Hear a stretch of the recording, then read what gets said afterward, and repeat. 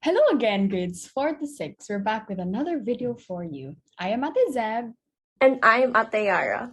So this month's virtue is one that, when developed, is super beneficial to how we live our daily lives. This one's virtue is self-discipline.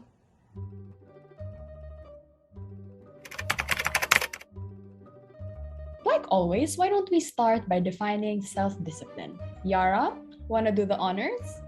Sure, Zeb, I got you. Self-discipline is defined as the ability to make yourself do what you know you should do when you should do it. Disciplined people know what has to be done and they do it. They don't put it off until later or allow themselves to be taken off track easily. Most importantly, they prioritize and focus on being self-disciplined in activities that lead them more towards their goals. That's right. Having self-discipline makes us responsible, whether it be in school, at home, with friends, or even with yourself. It allows us to be productive and control our actions and feelings so that we may reach our ultimate goal, whatever that may be. To give you a better understanding on what self-discipline is, or to what self-discipline really means to a person, here's a video titled Self-Discipline is Freedom from Yourself. Listen to the video well, and we'll be back to explain more afterwards.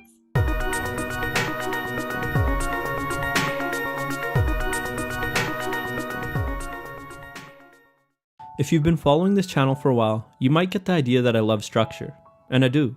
I love productivity, organization, order, and I try to be as disciplined as possible. When some people hear this, they think that it's boring. They equate a disciplined life of structure to feelings of entrapment. Before I get into my thoughts on the topic, I want to tell you a story. So it's a hot sunny day out, and there's this bee, and her name is Bertha. Bertha is buzzing by her hive with some other bees, just relaxing and having a good time. Like the other bees, Bertha may have some aspirations of doing great things one day. I can't really say, bees probably don't have that kind of ability to think those kind of thoughts.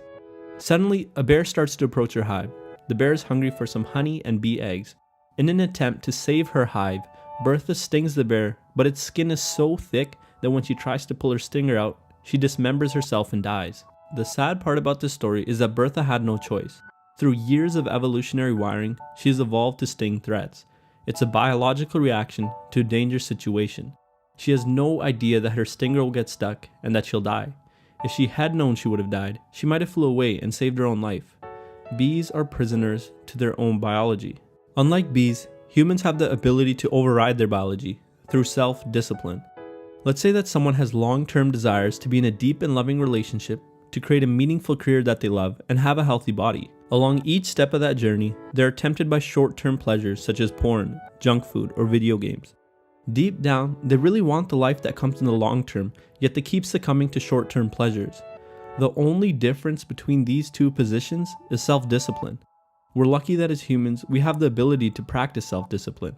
It gives us the freedom to achieve what we truly want in life and allows us to break free of the biological or societal cages around us, and I think that's a pretty amazing and powerful thought. But it's not so simple. Companies are aware of our natural biological reactions and use this against us by using supernormal stimuli. An example of supernormal stimuli is junk food. Our ancestors were wired to seek out and enjoy fat and salty food because it was so rare at the time. But now companies have genetically engineered food to include more fats and salts than ever before in order to make us desire it even more. Social media and the internet as a whole is another form of supernormal stimuli.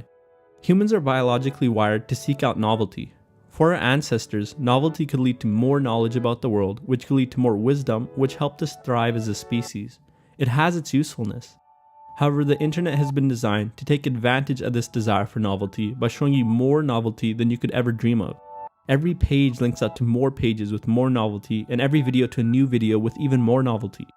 Video games do the same thing. Some evolutionary psychologists believe that video games, like first-person shooters and massively multiplayer online role-playing games, imitate environments that would be similar to the ones our ancestors navigated in the past, but supernormal versions of them. Yet we can get greater feelings of accomplishment in video games with a lot less work. The advent of constant achievements showing up on the screen in video games is good evidence that companies are aware it will motivate players to keep playing. So not only are we sabotaged by our own biologies, but we're being targeted by corporations seeking to take advantage of us and make a profit. On the plus side, you and I are not like the bee because we're not caged by our own biology. With self-discipline, we can live the life we truly want. We have the choice to be free. As humans, we are actually really lucky to have the ability to practice self-discipline. Like stated in the video, it allows us the freedom to truly achieve what we want in life and to not give in to the temptations we face along the way. Yup, it's really such a powerful ability.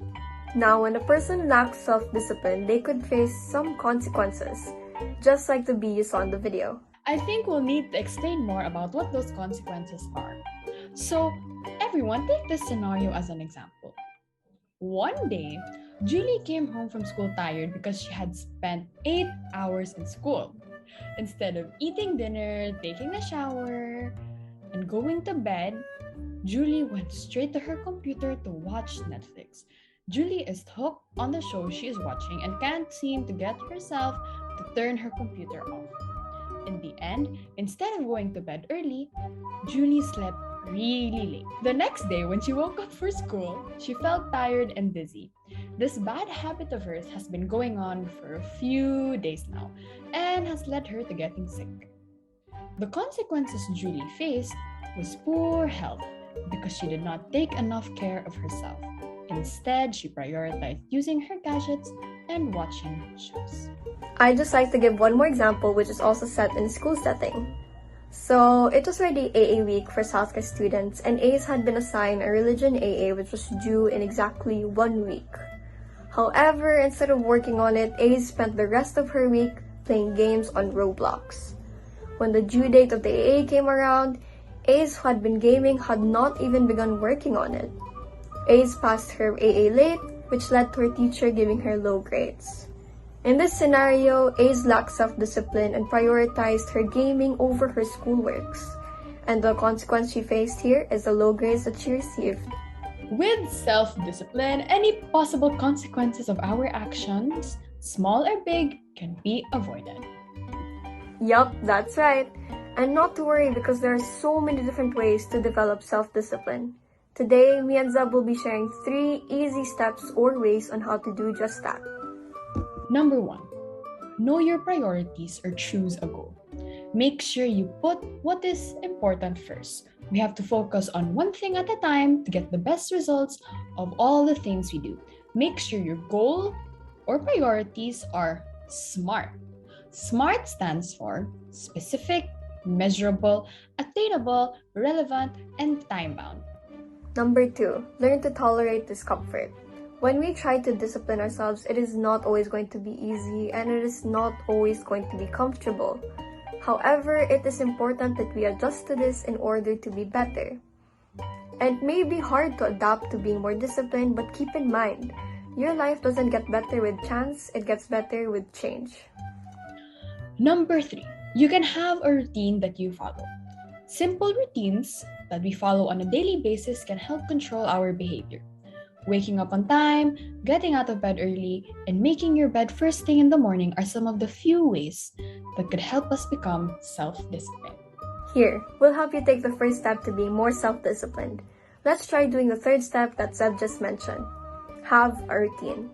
For your activity today, you are given a Google document with a timetable. In this timetable, there is a column for the time and another for an activity. What you need to do is map out on the table your everyday schedule. What time do you wake up, eat breakfast, go to class, and more. By doing so, you'll be able to see and reflect on your daily schedule and assess whether you need a little more self-discipline in your everyday life. Sadly, this will be the last virtue we'll be presenting to you this school year. So have a lovely summer, everyone. Make sure to use the summertime wisely. As always, we hope you learned a thing or two from this video. Once again, I'm Ate Zeb. And I'm Ate Yara. Signing off.